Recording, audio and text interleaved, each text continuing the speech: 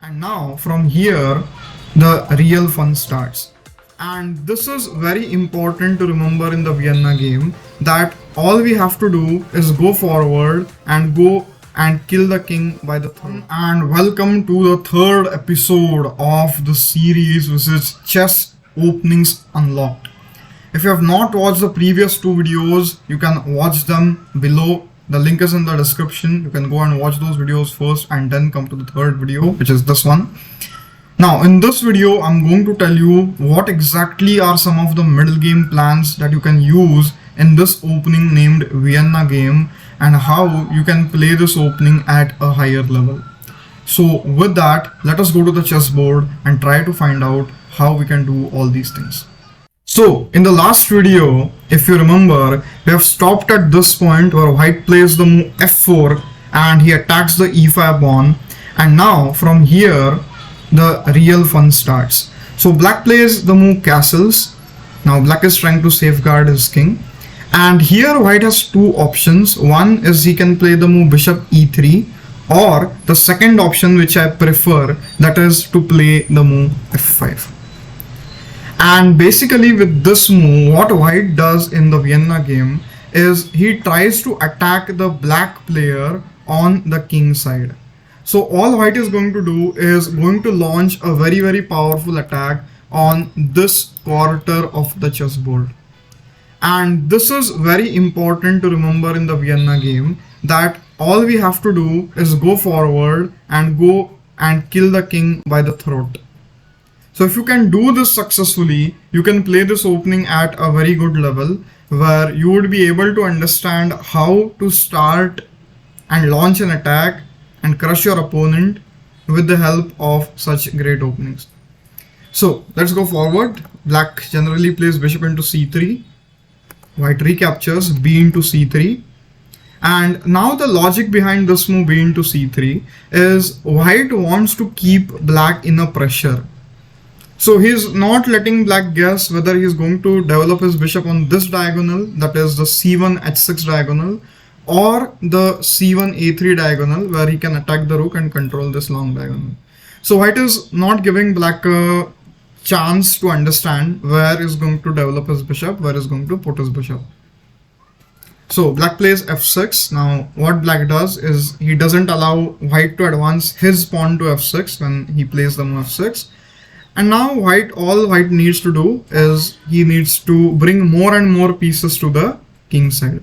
So he starts with knight g3. Now his idea is to play queen g4, maybe knight h5, and who knows, maybe bishop h6, maybe not. The situation will decide what white is going to do. So black plays queen d7. He is supporting the g7 pawn. White plays queen g4. Now his plan is to play knight h5 and then maybe bishop h6, who knows. So black plays king h8.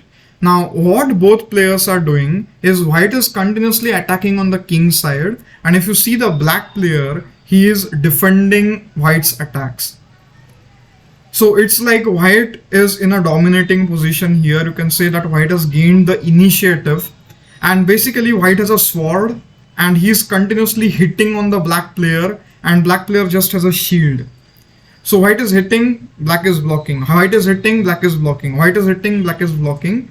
And now it's sooner or later black's cover is going to be blown and black is going to lose the game, because when you defend, this is a key tip. When you defend, automatically you start feeling nervous and you end up making a lot of mistakes.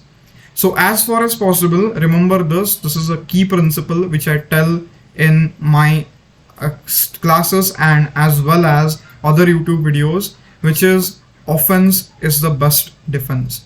Kasparov said it a lot of times, offense is the best defense. The same thing I'm repeating here. So here white plays the move a4, and there is no right or wrong here. You can play a lot of other moves. You can play the move c4, attacking the bishop. You can play the move knight h5, or you can play a4 with the idea of playing the move bishop a3 and attacking the f8 rook. So there is no right and wrong, all moves are good. You can play any move, whichever you want.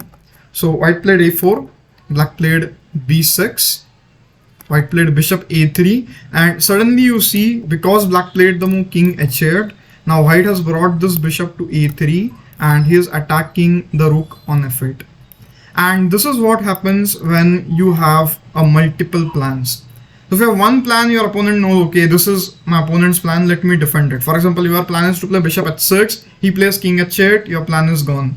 But when you have two plans, he stops one of the plans, you implement another plan, and now black is again in trouble.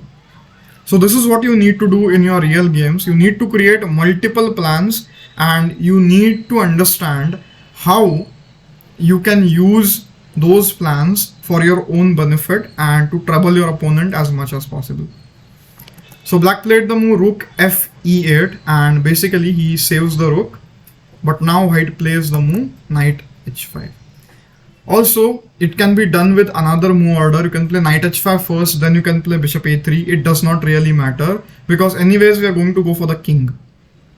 So white played knight h5, black played rook a d8, white played rook a e1, and now slowly you see what white is going to do is he is going to bring one of the rooks, either the e1 rook or the f1 rook, to the third rank, and then he might transfer the rook to the third, I can say the h3 square or the g3 square, and then launch a very dangerous attack on the black's king. So that is white's plan, and that is unstoppable. I don't know how black is going to stop it. So black can just defend rook g8, and white simply plays rook e3, and then going forward white launches attack with rook h3 or rook g3 as the situation demands. So this is something very important which I talked in the first episode of this series, that you need to understand the middle game plans of the openings you play. Because I see majority players, they just try to mug up the opening theory, they just try to understand how they are going to play the opening, but they don't know what they are going to do in the middle game. And that is when they struggle, that is when they have hard time, they have problems facing stronger opponents. So for that reason, if you don't want to be like those guys, all you need to do is you need to know the middle game plans beforehand, what exactly are the middle game plans and how you can use those middle game plans for playing great chess. So that's it for this video. Now, if you have not subscribed to this channel, if you want to learn amazing new openings, I suggest you that you click the subscribe button down and you hit the bell icon. Also, if you liked the Vienna game, just comment in the chat and let me know, did you use these techniques, and if you used it, what results did you get after you used all the things I taught you in the video. Also, if you like the video, you can give it a thumbs up, and I will be making a lot of such videos, not just on the Vienna game, but also on various different new openings. So for the next video, which is going to be uploaded next Tuesday, I'm going to tell you a less known but highly effective chess openings, which will help you to surprise your opponent at the fullest level. So stay tuned, and bye bye for today.